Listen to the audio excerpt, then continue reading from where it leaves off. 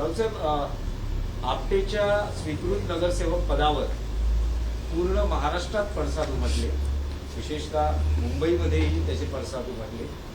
सगळी टीकेची झोड पाहता आपटेला आपल्या स्वीकृत नगरसेवक पदाचा राजीनामा द्यावा. भारतीय जनता पक्षाला असं वाटतं की जनता मूर्ख आहे. भारतीय जनता पक्षाला असं वाटतं की त्यांनी केलेल्या सर्व पापकर्मांना जनता मान्यता देईल आणि भारतीय जनता पक्षाला वाटतंय की इथे सुद्धा हम करे सो कायदा मान्य केला जाईल. माघार घेण्याची ही तिसरी वेळ आहे त्यांची या आठवड्यातली. MIM बरोबर जेव्हा युती केली त्यांनी आणि गोंधळ झाला तेव्हा राज्याच्या मुख्यमंत्र्यांना मागे येऊन ही युती आमची नाही, हे मान्य करणार नाही, हे त्यांना सांगावं लागलं. अंबरनाथमध्ये काँग्रेसबरोबर युती केली तेव्हाही गोंधळ झाला, टीका झाली. तेव्हाही मुख्यमंत्र्यांना पुढे येऊन सांगावं लागलं ही युती आम्हाला मान्य नाही. तरीही बिनधास्तपणे, निर्लज्जपणे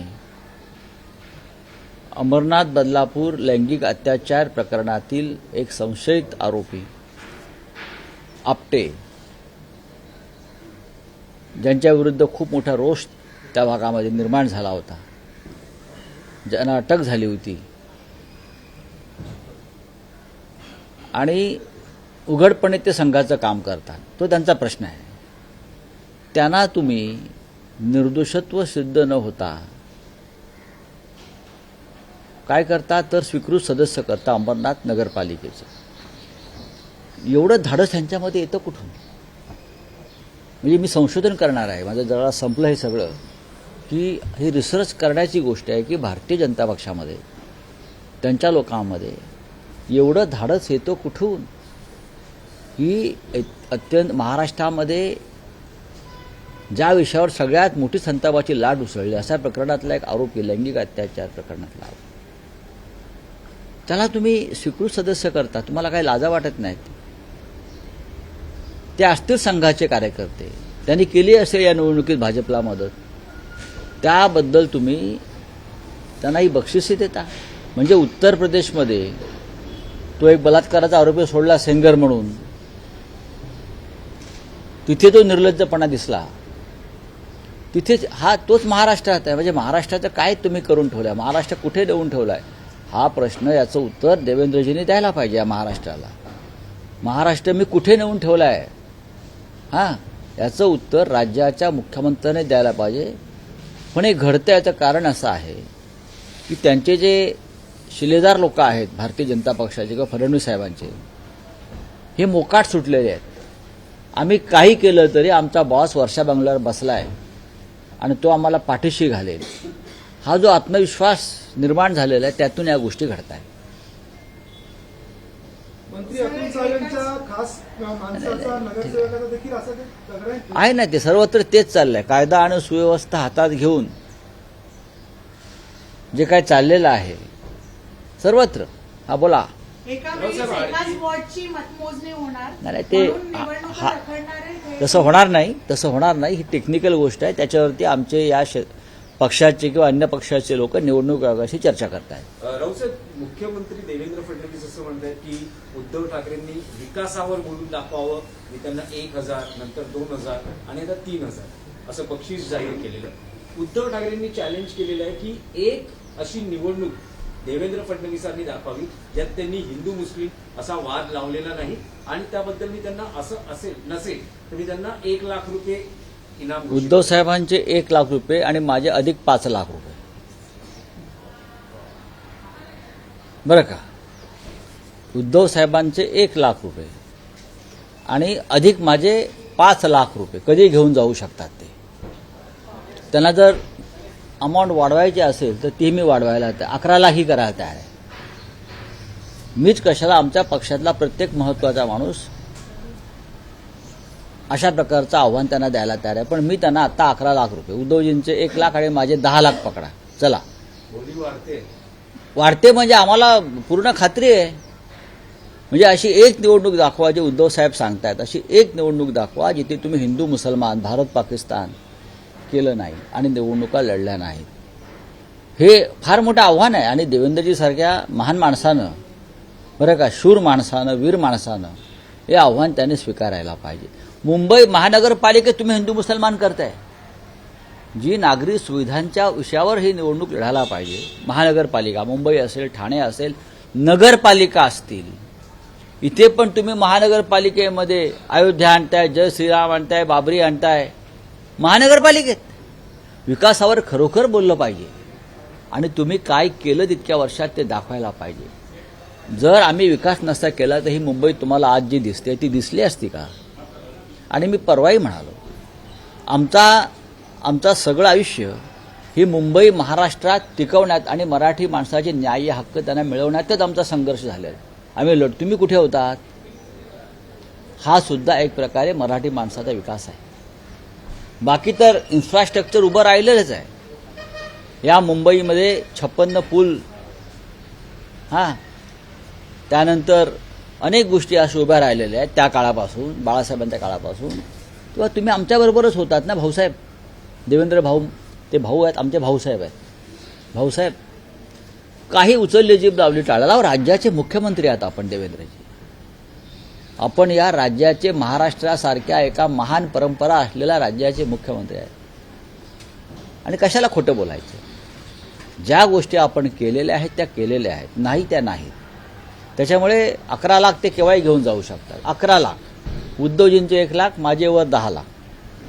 पक्षप्रमुखांना फक्त 1 लाखाचाच विषय मांडलेला आहे. ते फार सभ्य आहेत, सुसंस्कृत आहेत. पण मी 10 लाख त्याच्यावर जोडतो पक्षाच्या वतीनं माझ्याकडून, आणि 11 लाख रुपये त्याने घेऊन जावे. त्यांना त्यांच्या पक्ष निधीला आम्ही ते देऊन टाकतो. रावसाहेब, डॉक्टर संग्राम पाटील यांना मुंबई एअरपोर्टवरती येताच त्यांना मुंबई पोलिसांनी ताब्यात घेतलं होतं. अमेरिकेत असं सध्या सुरू आहे, किंवा इस्लामी राष्ट्रात, इराण, बरं का, म्हणजे तुम्ही इस्लाम लॉ फॉलो करताय. अनेक इस्लामी राष्ट्रामध्ये आता इराणमध्ये सुरू आहे, किंवा इतर काही प्रमुख जी इस्लामी रिपब्लिक ऑफ इस्लामिक राष्ट्रांची जी काही एक धोरणं आहेत, अफगाणिस्तान असेल, तिथे अशा प्रकारचा हुशारा दाखवल्या जातात किंवा शौर्य दाखवलं जातं. भारतामध्ये जर ते सुरू झालं असेल तर हिंदू राष्ट्राऐवजी त्याने इस्लामिक कायदा स्वीकारायला सुरुवात केलेली आहे, हे मान्य केलं पाहिजे. देवेंद्र फडणवीस असंही म्हणत आहे की मुलाखतीनंतर मी राज ठाकरेंच्या घरी चहा प्यायला जाऊ शकतो, पण उद्धव ठाकरेंनी माझ्यासाठी दरवाजे बंद केले. हाच प्रश्न फडणवीसांना TV9 मराठीच्या मुलाखतीत विचारण्यात आला.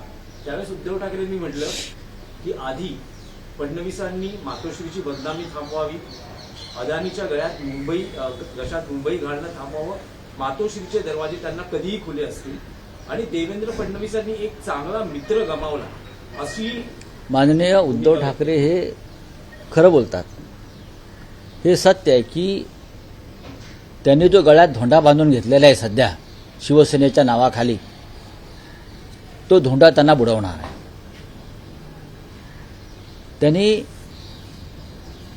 म्हणजे कसं आहे की वेश्येच्या गळ्यात मणिहार आणि पतिव्रतेच्या गळ्यात धोंडा, अशा प्रकारचं धोरण भाजपच्या अमित शहानी राबवलं. अमित शहांचं म्हणतो मी, भाजप म्हणत नाही, अमित शहांचं म्हणतो. आणि त्याला सगळे हे त्याच्या मागे मेंढरासारखे गेले. सच्चा मित्र त्याने खरोखर गमावला.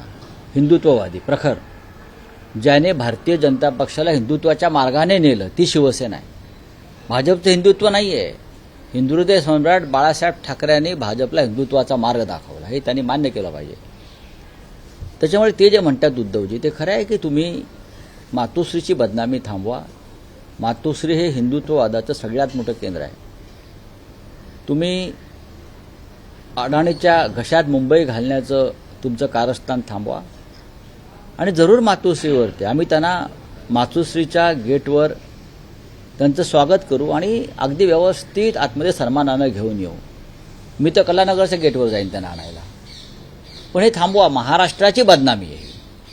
राज्याचे मुख्यमंत्री म्हणून तुम्ही या राज्याची, ठाकरे कुटुंबाची बदनामी मातोश्रीची बदनामी म्हणजे तुम्ही महाराष्ट्राची आणि मराठी माणसाची बदनामी करता, ज्या बाळासाहेबांनी हिंदुत्व आणि मराठी माणसासाठी आपलं अख्खं आयुष्य वेचलं. आणि कशासाठी? तर तुमच्या स्वार्थी राजकारणासाठी. देवेंद्रजी आमचे व्यक्तिगत शत्रू अजिबात नाहीत, असण्याचं कारण नाही. आम्ही ते व्यक्तिगत शत्रुत्व कधी राजकारणामध्ये आणलंही नाही. जे भाजपने आणायला सुरुवात केली, मोदी विशेषतः शहा राजकारणात आल्यापासून दिल्लीच्या, आम्ही तेवढ्या कोत्या मनाचे आणि दुष्ट बुद्धीचे नाही, हे देवेंद्रजींना चांगल्या प्रकारे माहिती आहे. नाही, पण देवेंद्र फडणवीस यांनी उद्धव ठाकरेंबरोबर असलेली मैत्री कशी जपली हे एका मुलाखतीत सांगितलं. त्यांनी म्हटलं की 2017ला आम्ही महापौर मुंबईचा भाजपचा बनवू शकलो असतो, पण एकनाथ शिंदे आमच्याकडे आले, आम्हाला विनंती केली, उद्धव ठाकरेंनी स्वतःला खोलीत कोंडून घेतलंय, ते चहाही पीत नाही. अशा पद्धतीची माहिती दिली. असं त्यामुळे असं मग आम्ही असा बघा, निर्णय घेतला की हे महापौर अतिरंजित आहे, हे अतिरंजित आहे. राजकारणामध्ये देवाणघेवाण होत असते ना, हे राजकारणामध्ये आणि आम्ही तर एकत्रच होतो, शिवसेना भाजपा युती. महापालिका आम्ही वेगळ्या लढलो असू कदाचित, पण आमचा जो संबंध होता भारतीय जनता पक्षाबरोबर, हे चांगलं नातं होतं त्यावेळेला. आणि हे ज्या अतिरंजित गोष्टी ज्या आहेत त्या त्यांनी थांबवायला पाहिजेत. कोण कशाला कोंडून घेत आहे, कोण कशाला चहा पित नाही, अमुक पित नाही, तमुक पित नाही, अशा गोष्टी कधी घडतात का? कोणाच्या जीवनामध्ये, राजकारणामध्ये घडत नाही. आज दुर्दैवानं भारतीय जनता पक्षाच्या आयुष्यात या गोष्टी घडत आहेत. कोणी एबी फॉर्म गिळत आहे, कोणी रस्त्यावरती येऊन छाती पिटत आहे. असं बोलू नये त्यांनी. इंजिनमध्ये बसून मुंबईच्या सगळ्या विरोधकांना मशालीने जाळून टाकून राज ठाकरे यांचा हा विधान आहे. त्यांनी एका शाखेच्या भेटीदरम्यान फार उत्तम बोललेत ते, ठाकरेंसारखंच बोललेत. महाराष्ट्राच्या विरोधकांना इंजिनमध्ये बसून अख्ख्या मुंबईमध्ये जाळून टाकू. आज संध्याकाळी शिवतीर्थावर सभा आहे, त्याच्यामध्ये याचे पडसाद उमटतील, ते बोलतील. रावसाहेब, शिवसेनेचा लालबाग परळमधला एक जुना आमचा चेहरा माजी आमदार दगडू सपकाळ हे शिंदे शिवसेनेत आता थोड्याच वेळात जुने जाणते निष्ठावन जे असतात ते पक्षांतर करत नाहीत. निष्ठावन जो असतो तो कधी पक्षांतर करत नाही. तो कुठल्याही लोभाला मोहाला बळी पडत नाही. कदाचित त्याला एखाद्या विषयाची त्याला संताप आला असेल, पण तो थांबतो. ज्याच्या मनात पहिल्यापासून स्वार्थचा अंकुर फुटलेला आहे ते कधीतरी सगळेच. एकनाथ शिंदे हे निष्ठावानच होते ना, छगन भुजबळ निष्ठावानच होते, नारायण राणे, गणेश नाईक हे सगळे निष्ठावान होते. आणि आता जे त्यांच्याबरोबर गेलं लटांबर आहे तेही स्वतःला निष्ठावानच म्हणत आहे. निष्ठावान म्हणता आणि भाजपचे बूट चाटता अमित शहाचे, याला कसं काय निष्ठावान म्हणणार नाही म्हणणार. पण दगडू सपकाळांची मला माहित नाही. अमरावतीमध्ये वरुड नगर परिषदेमध्ये हा, तर आता संध्याकाळी आज शिवतीर्थावर शिवसेना, मनसे आणि राष्ट्रवादी काँग्रेसची विराट जाहीर सभा आहे. सांगता प्रचाराची सभा, ऐतिहासिक सभा आहे, वादळी सभा आहे आजची सभा. सगळे म्हणतात की ठाकरेंनी सभा घेतल्या नाहीत. ठाकरेंना किंवा ठाकरे बंधूंना इतरांसारख्या 1760 सभा घेण्याची गरज नाही. सो सोनार की एक लोहार की, एकच सभा पुरेशी आहे बरं का. मोदी म्हणतात ना, मैं अकेला सब पे भारी, तशी आमची एक सभा सब पे भारी आहे. एबीपी माझा, उघडा डोळे बघा नीट.